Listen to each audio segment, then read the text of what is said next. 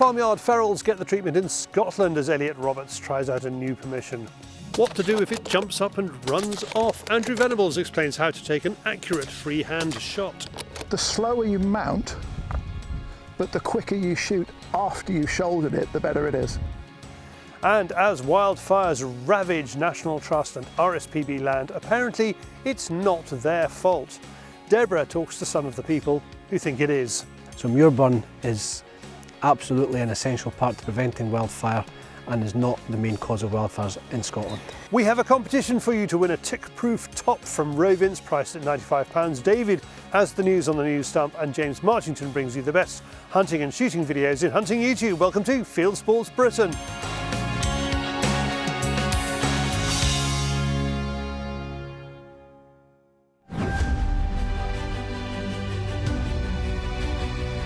We're in the north of Scotland with Browning shooter and professional photographer Elliot Roberts. Here he checks out a new permission. It's a mixed farm and the farmer says he's having trouble with feral pigeons, rooks and crows. Elliot starts with a walk around the farm buildings to see what's about.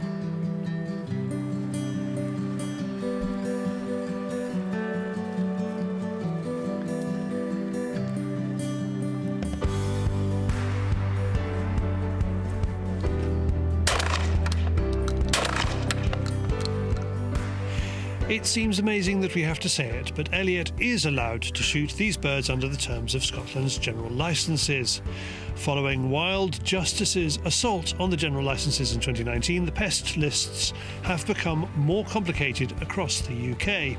In Scotland, there's no change on the 2022 general licences. That means you can shoot ferals to preserve public health and prevent the spread of disease, and you can shoot wood pigeons, carrion crows, hooded crows, jackdaws, magpies, rooks and ferals, among others, for what Nature Scott calls preventing serious damage.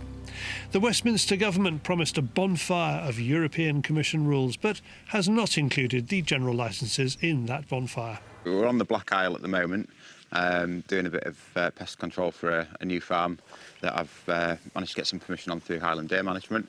So it's my first time here, so I'm kind of figuring it out as I go along at the minute, but we've had a few pigeons so far, which is good.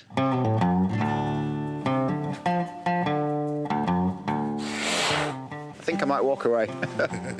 I live probably 20 minutes north of here, kind of between Invergordon and Tain, up in the North Highlands.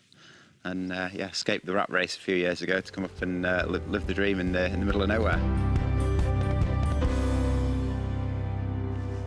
I've not been shooting half as long as most people. You know, I'm still probably a complete baby in it, really. I got introduced to clay shooting through a kind of corporate day through work, and then sent off for my shotgun certificate shortly afterwards, and that was only 5-6 years ago. Very much started out with just Saturday afternoons going to Hazelbank shooting ground in Yorkshire with my dad and my brother and just shooting some clays and having a bacon butty, and just slowly it's just kind of progressed to a bit of pigeon shooting, and then I think things really kind of ramped up when I came up to Highlands just because there's such an opportunity for it, and I found the people up here are well, like everywhere, just really supportive of people that are wanting to kind of get into the sport. Met some really supportive, generous people.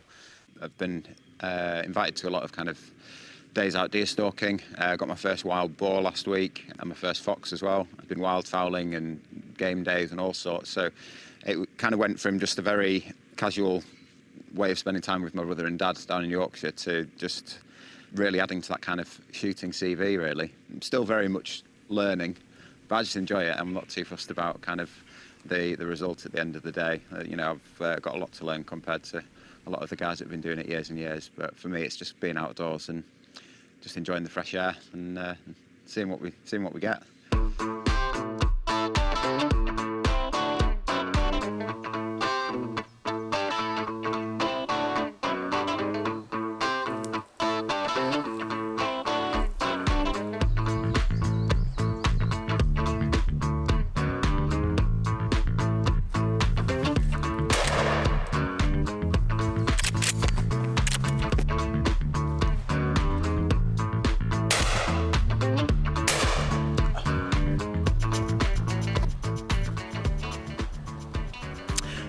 This is the Maxus 2 composite with a carbon fibre stock. So I've had this pretty much since it was launched a couple of years ago. It's 3-shot semi-auto, gas operated, and it is pretty much my, the first gun that I'll grab for anything like this really, just kind of rough shooting, pigeon shooting. Had it out wildfowling in bits and pieces. I really like it, just it's really smooth shooter, low on recoil. Gas semi-autos are pretty light on the recoil anyway. They don't rely on that recoil like the inertia do to kind of cycle it. So, but with the recoil pad and the cheek piece and the gas system, it does make for an extremely light, very fast cycling gun. I think my favourite feature with the Maxus is the speed load system on it, meaning you don't obviously have to kind of wave your muzzle around and mess around with the bolt and the bolt release to load it. You can just put your first round in the tube and it'll automatically cycle it, so it makes for really quick reloading, and especially in the pigeon hide you can just kind of keep your muzzle pointed in a safe direction while you're kind of reloading the gun and stuff. So yeah, I don't think you can get much more reliable than the Maxus, to be honest. I love it to bits. So.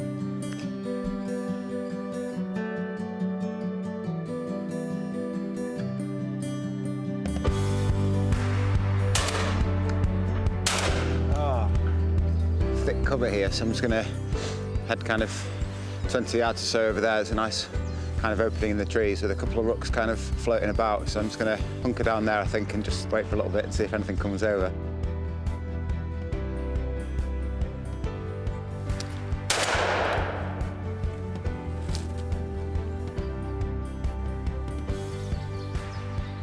I'm not one of these guys to completely overanalyze stuff. I don't really have the time to go out and do all the reconnaissance and all that kind of thing. I'm just quite lucky if I get a few hours spare in the afternoon, and I'll just go out and just see what I get, and I'm just there to enjoy it really. I'm not too bothered about big bags and things.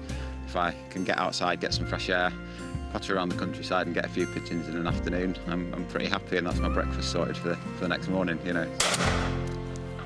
For more about Browning shotguns, go to browning.eu. You can find Elliot on Instagram and Facebook, and to find deals on any of the kit featured in this film, check out kitfinder.co.uk.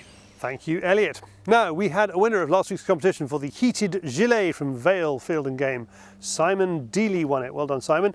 This week's prize is more technical clothing from Rovins. It's a tick-proof top treated with tick repellent that's good for 100 washes and priced at £95. It's kindly donated by UK distributor Highland Outdoors. May is Lyme Disease Awareness Month. Easiest way to enter the competition is to join the Fieldsports Nation, link to that below. Next, more booth and tickety. It's David on the Fieldsports Channel News Stump.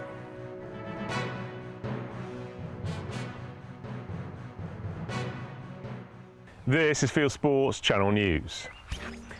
Black panthers are prowling the British countryside.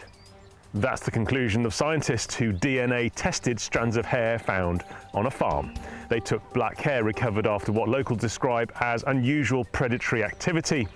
Video footage taken a few miles away shows a large black animal. Documentary makers Dragonfly Films, which had been investigating sightings across the UK, say the test has now come back positive and confirmed the existence of black panthers and other big cats living in the UK. There are sightings, and a lot of them. It's estimated that there's 2,000 a year, the majority of which are of a black leopard type cat like a panther. And these are regular and consistent, although a lot of the evidence that we see in the papers is quite laughable, with images of what are clearly domestic cats. The Chief Constable of Devon and Cornwall Police is promising an in-depth review of gun owners across the region after the Plymouth shootings. Will Kerr says he wants to be sure there is no further risk to the public after police made mistakes in allowing Keyham killer Jake Davison to own a shotgun.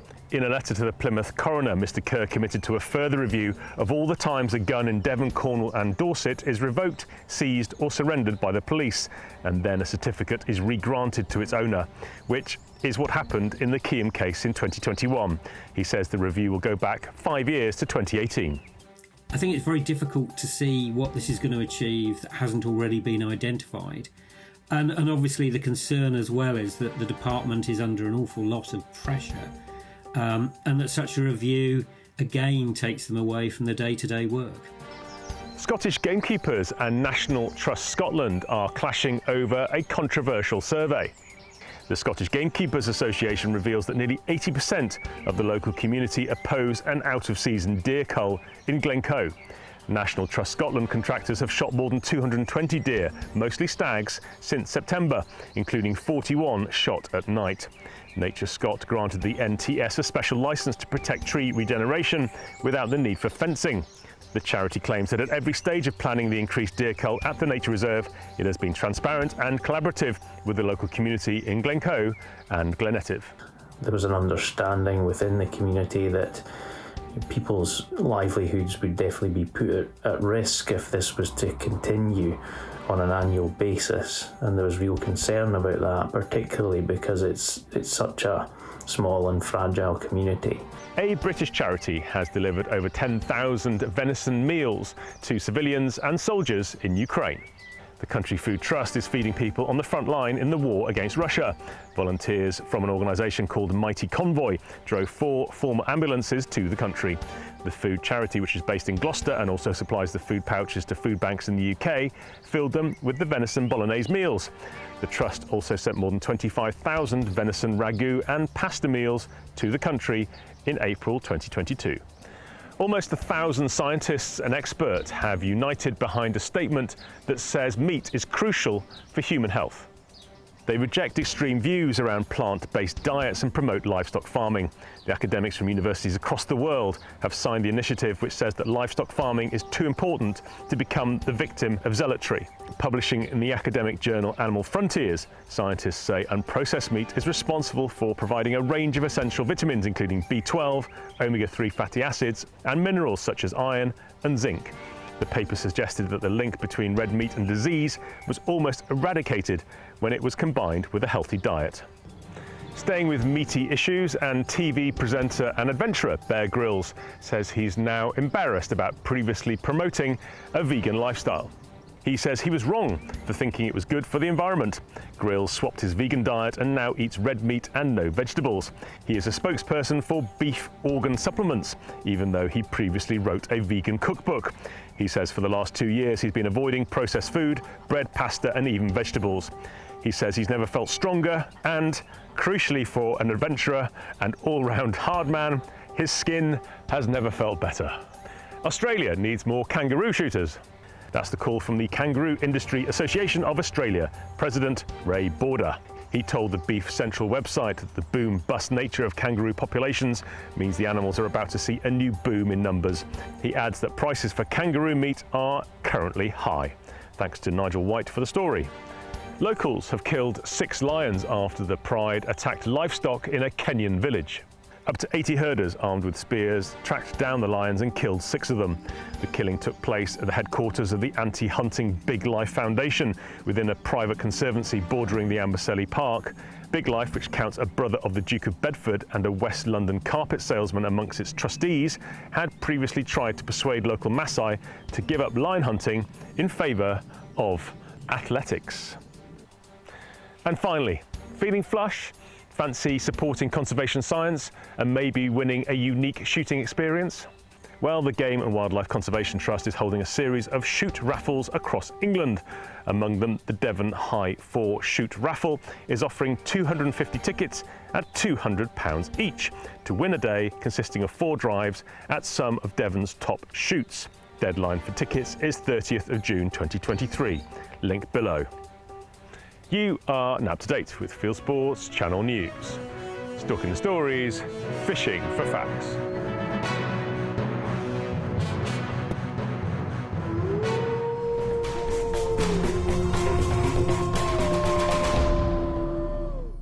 Thank you, David. Before we look at freehand shooting techniques with Andrew Venables and Tim Pilbeam, let's look ahead to this Friday, 19th of May, when there is more from David, because we'll have a new field tester show, also filmed at Tim's range. This one is dedicated to thermal and night vision units. We've gathered together £40,000 worth of kit from all the major players and invited some experienced and some less experienced customers to offer their opinions, with a few surprises along the way. So, field tester this Friday, 7 p.m. Next, Andrew ditches the sticks.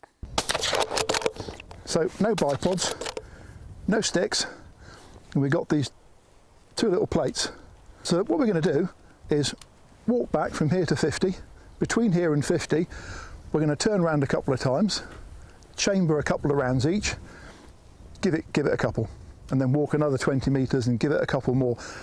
When we get back to 50, and we'll just see how we get on, because if you think about hunting, the surprises you can get, how animals that you think you've killed can suddenly jump up again, how things can go wrong, the ability to just shoot it is fine. Now, out of interest, what magnification were you using with that lovely Leica scope? On the zeroing, I was on maximum power, 12. 12 power, okay. And with my lovely Hawk scope on this rifle, I'm on 3 power. So I've just done my zero check at 100 metres on 3 power. There's no substantive difference between either of the things. No. We're just, you know, doing the same thing. And on 3 power, there's another thing we can both do. We can turn the magic light on. Now, it's a bit of a bright day, it won't make that much difference today. But if we turn the light on, it'll help us immediately centre the scope. Okay? It's just easier than trying to aim. And if you want to go on to 3 or 4 or whatever you think suits you. So just to do it all safely, we'll walk to the 25 point and then we'll load up and give it a go. Freestanding, boom, boom. Turn to face just to make it all safe. Don't really look at the target yet. Just look down at the rifle. 2 shots, it's jumped up, go!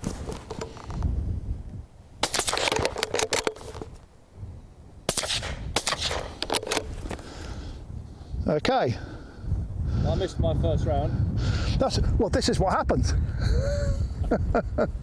I've got 2 on the plate, they're not the cleverest shots in the world. It's interesting, with the difference between this and this, both my shots are a little bit, an inch or so low of centre, yep, and both spread out a bit. But it's an interesting little test, isn't it? It is. That little bit of, I was a bit slow on my first reload. Let's do it again. Yeah, why not? You got a couple more? So what are you trying to get people to think about and process? Beyond the world of little groups and all of the theories of life, the ability to make a quick standing shot, to get yourself out of trouble, to humanely dispatch an animal, to use the only 2 seconds that you were given, if you like, is an important skill.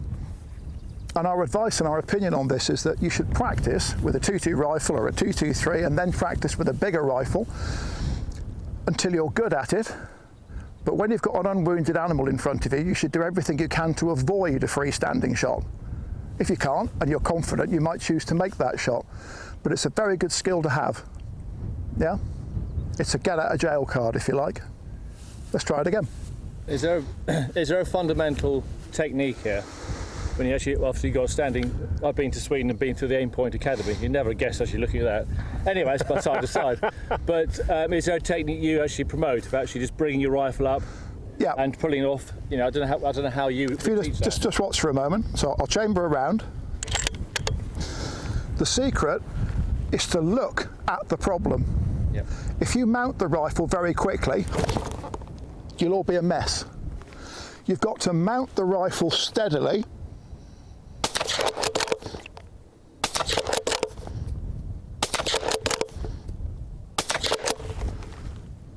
And then shoot. Don't snap it into your shoulder too quickly. A bit like shotgun shooting. The slower you mount, but the quicker you shoot after you've shouldered it, the better it is. Yeah? Are you coming up to that target? With a telescopic sight, when I've got time, I come down onto the target. So I mount just above it, and I come down onto it, and then I make the shot. Okay? If you haven't got time and you practice, if you stare at the target, and you do this dry firing, you can actually get it so that it comes up pretty much on the target first time. I'm tending to come up about a foot low with this rifle. Could just be a fit thing. Yeah, yeah. Have a few more, we walk forwards. I'm unloaded. So load the magazine and go for it. Let's imagine it's that wounded wild boar that... and don't rush, just focus on being smooth. Take the sling up in your left hand, stop it flapping. Okay. You don't have to twist it, just literally, just that's it. And look over the top of the barrel so that when you mount, it's coming onto the target. Yeah. And you can mount bolt closed, obviously. Imagine there's a bayonet.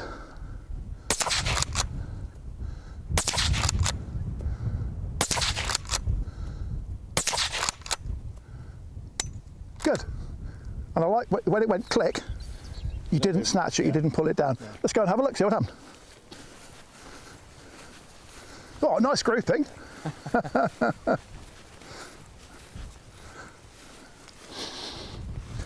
That's quite interesting.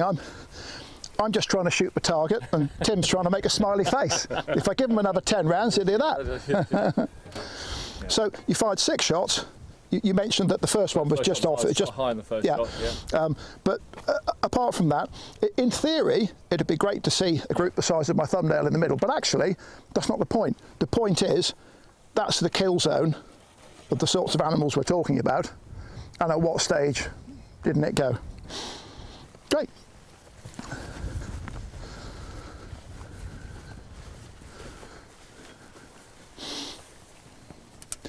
I've pulled one down low as well. The first 2 were that one, and then the others. One of them went perfectly, but that's not the point. The point is, well, I think we'll almost call that a miss. What do you reckon? Bring it along with yours. If all the shots were somewhere in the flat bit of the plate, it's perfectly reasonable practice for what we're trying to produce here. If you took the time to be perfect, you might never have the shot in the first place. Great stuff from Andrew. What you need now is some practical training. David has the answer.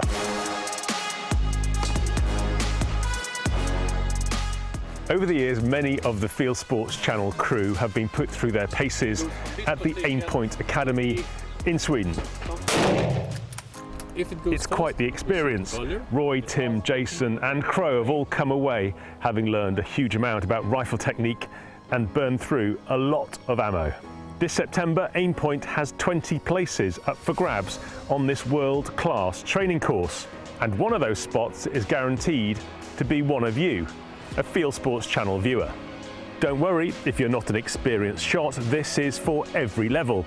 As well as professional training, each of the 20 people will be given a personalised Aimpoint red dot sight, Harkeeler jacket and 3M Pelter hearing protection and lots of other kit. Of the 20 people that complete the academy training, 2 lucky people will be selected to win a driven hunt in Sweden this autumn. Plus, they'll also receive a new Sacco rifle and ammo. The value of this prize, about €10,000. But, as I'll be there filming it for Fieldsports Britain, clearly priceless. To win a place at the Academy, go to aimpoint.com. The link is on the front page and all the terms and conditions are there for you to read. Good luck. Yes, good luck if you enter that. Now, the next Fieldsports Live event is at Cloybeck Air Rifle Range in Falkirk in Scotland this Friday the 19th of May, starting at 7:30 p.m. Link to it below. Thanks to Davey Scott from Airgun Gurus for helping us to set that up. Next, the controlled burning season is underway, but for those who don't do it, the wildfire season is going horribly well. And for those who are politically opposed to controlled burning, well, please think again. Your ideology is killing wildlife. At a time when governments spend billions on reducing the amount of carbon that goes into the atmosphere, 2 organisations are still pumping it out. Thanks to their policies on controlled burning, the RSPB and the National Trust are causing more, not less, of the climate change they say they're committed to stopping. The reason? They don't burn small strips of uplands to create fire breaks and reduce fuel load. One fire at Saddleworth Moor, parts of which are managed by the RSPB, which burned for more than 3 weeks, released the same amount of carbon as 100,000 cars for a year. Another at nearby Winter Hill released 90,000 tonnes of carbon equivalent. The stats clearly show that every year we have more wildfires than the year before, and that's a trend that's pretty much happening across the globe. Now that can be linked to climate change and extreme temperatures and droughts, and of course last year was an extreme summer. But by the early part of the summer, we'd broken the fire stats from the year before. Now, if you look at the 2018 Saddleworth Moor fire, rather than just looking about the devastation that was caused above ground to the key species or to the landscape, if we look below ground, the amount of carbon released in just under a week was the equivalent annual use of 100,000 family cars. That's how much carbon went up into the atmosphere. And we know that that fire sent up particulate into the air that impacted the air quality for around 4.5 million people. The Met Office predicts the number of wildfires in the UK will continue to rise. Muir burning is one of the essential tools gamekeepers and landowners can use to combat the crisis, but the RSPB wants to ban it.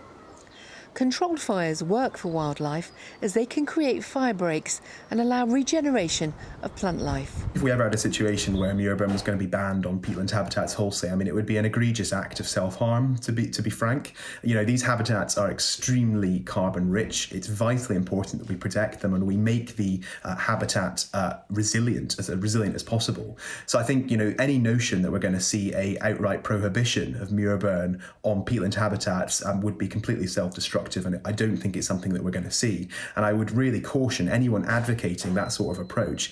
Particularly with climate change, the drier, hotter summers we're experiencing.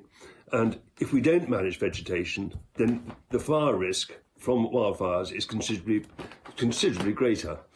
And compared to the controlled muirburn that's carried out by keepers and other land managers, wildfires burn down into the peat, into the ground, and cause considerable damage.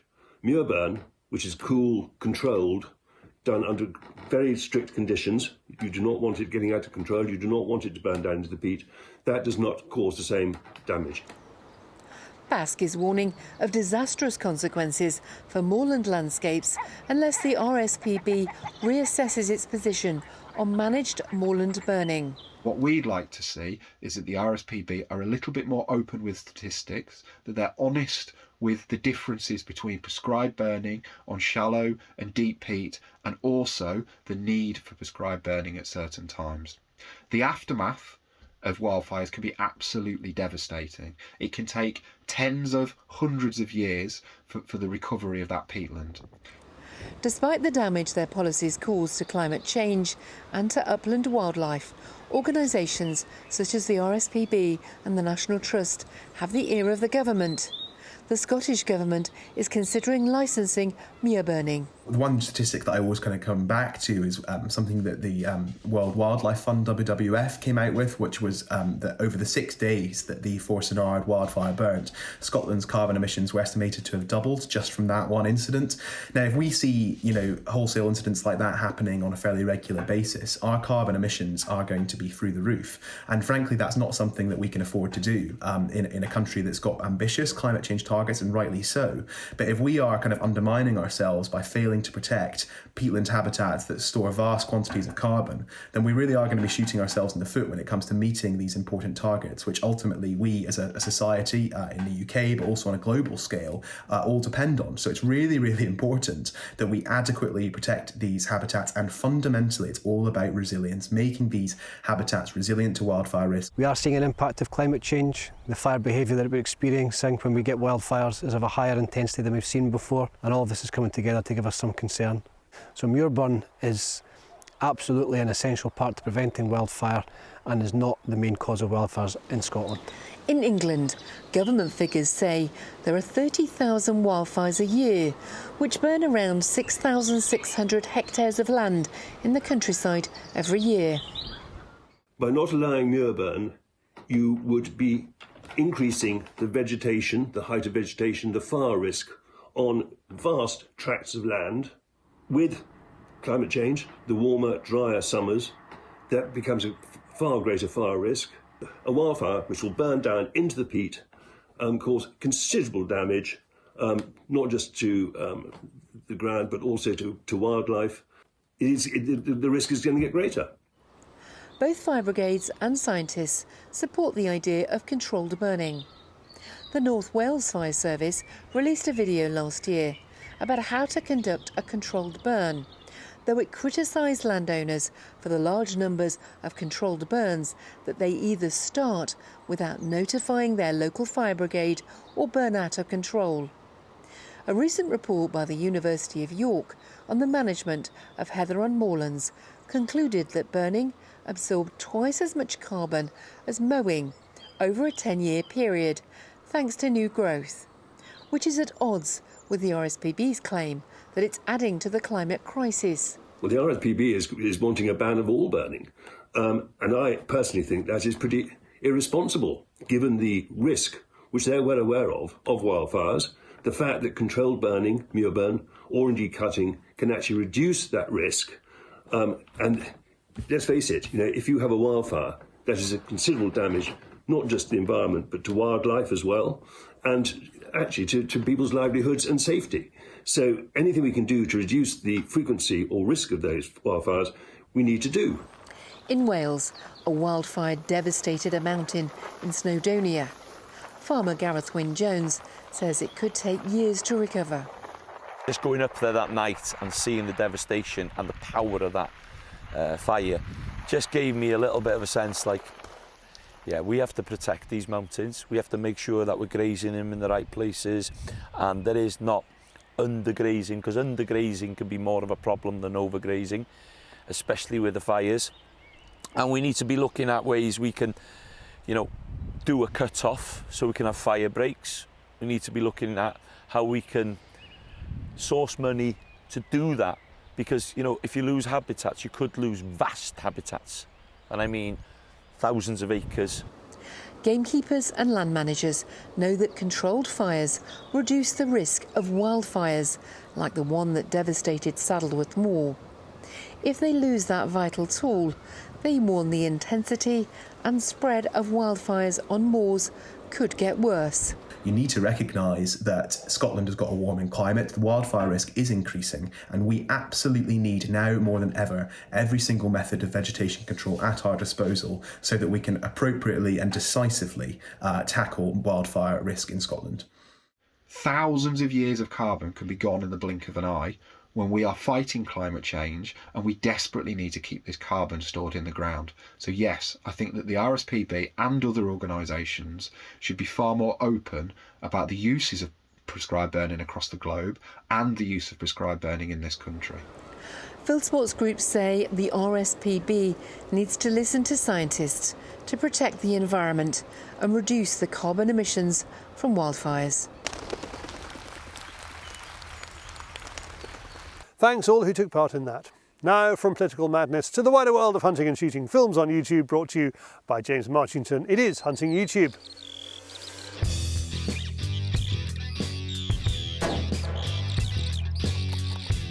This is Hunting YouTube, which aims to show the best hunting and shooting videos that YouTube has to offer. First this week, Predator Protection UK is serving up a feast of coronation squirrel shooting. Out in his squirrel hide with his mate Keith, they're timing their shots to hit the squirrels with a double tap, making doubly sure of each kill. Seiko have released this classy film to launch their new 90 series of bolt-action rifles. There's plenty of hunting footage as well as a detailed run-through of the new rifle's features. Over to Australia, and professional pest controller Edge of the Outback is on what he calls a wild dog job, shooting wild dogs that have been attacking livestock in the paddocks after dark. Meanwhile, Paul Beasley of Canada in the Rough is getting up close with brown bear and moose in northwestern Russia. It's one from the archives, but no less exciting for that. Pedro Ampuero is heading to Uganda to hunt buffalo with a bow, and as part of his preparation, he wants to compare the bow's penetration against his father's .375 Holland & Holland Magnum. Back in the UK, and Wash Wildfowler is decoying pigeons on freshly drilled beans. There's plenty of shot cam footage and a nice explanation of his setup, including a diagram of the decoy pattern. Here's how they do it in the USA. Terry from Mojo TV is in a packed hide with the guys from Saw No More, firing a full-on broadside at each flock of ferals as they come into the decoys. Finally this week, here's the first of a new Hunt and Cook series from the Service UK channel. Owen Beardsmore takes a young huntress out for a stalk, then it's back to the larder to show how the carcass is jointed before cooking up a delicious roast steak sandwich on the barbecue. That's it for this week. We've put all these films into a playlist for you. Click on the I symbol top right or check this film's description. If you have a YouTube film you'd like us to pop into the weekly top 8, email Charlie the link, charlie@fieldsportschannel.tv.